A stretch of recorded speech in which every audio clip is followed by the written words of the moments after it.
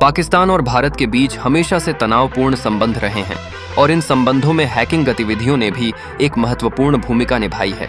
लोगों के बीच सूचना की पहुंच को सीमित करने और साइबर युद्ध के माध्यम से एक दूसरे के खिलाफ मनोवैज्ञानिक खेल खेलने में हैकर्स ने कई तरीके अपनाए हैं। यह इन गतिविधियों का विश्लेषण करना आवश्यक है ताकि हम समझ सकें कि यह दोनों देशों को कैसे प्रभावित कर रहा है। पाकिस्तान के कुछ प्रमुख हैकर्स इस तरह की गतिविधियों में सक्रिय रहे हैं। वे सामाजिक मीडिया प्लेटफार्मों का उपयोग करके गलत जानकारी फैलाने और राजनीतिक अस्थिरता पैदा करने का प्रयास करते हैं। जैसे ही कोई प्रमुख घटना होती है, ऐसी हैकिंग गतिविधियां तेजी से बढ़ती हैं, जिसका मुख्य उद्देश्य भय और भ्रम का माहौल पैदा करना होता है। इसका एक उदाहरण यह है कि कुछ हैकर्स भारतीय सरकारी वेबसाइटों को निशाना बनाते हैं, जिससे डेटा चोरी और हानि होती है। इन गतिविधियों के खिलाफ भारत ने अपनी साइबर सुरक्षा रणनीतियां मजबूत की हैं।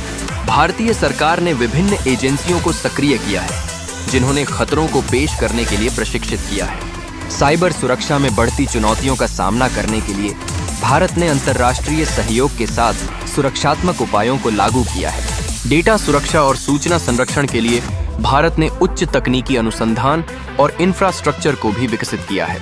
साथ ही नागरिकों को भी जागरूक रहने की आवश्यकता है। ऑनलाइन सुरक्षा से संबंधित जानकारी और अपने डेटा की सुरक्षा के उपायों के बारे में जानने से उन्हें हैकिंग और साइबर हमलों से बचने में मदद मिलेगी।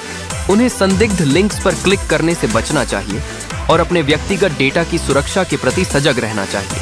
हैकिंग गतिविधियां केवल तकनीकी समस्या नहीं है, बल्कि यह राजनीतिक और सामाजिक मुद्दों की ओर भी इशारा करती है। भारत और पाकिस्तान के बीच यह अनौपचारिक युद्ध केवल साइबर स्पेस के माध्यम से नहीं, बल्कि लोगों की सोच, संस्कृति और समाज पर भी गहरा असर डालता है।